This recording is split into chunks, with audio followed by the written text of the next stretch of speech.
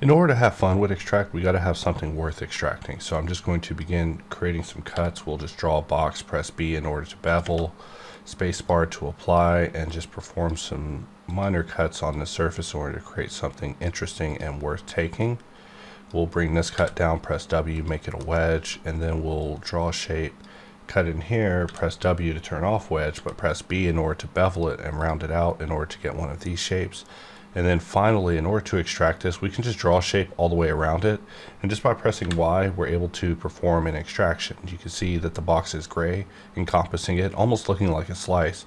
However, now whenever you click, you'll see that there's a yellow imprint of what has been extracted, just giving you some visual feedback of letting you know what has been extracted. So now we're able to draw a shape, hold shift in order to draw it one to one. Pause it, press R, rotate it around, and bring it down, and even extrude it completely to the depth that we extracted it from. So just something new with extraction.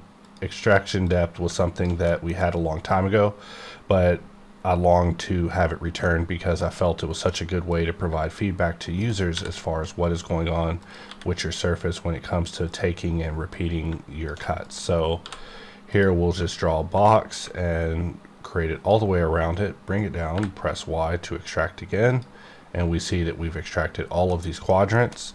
And let's just activate dots, and just utilizing dots, we'll bring it up here, hold shift, and we were able to draw this and repeat it all the way from the top just from repeating just one area using extraction. So extraction is really powerful for putting a lot of details in a lot of places really fast and repeating things that you've already cut in that you know works, but just letting you know that now feedback is back, just giving you a little bit of extra oomph whenever it comes to using extraction.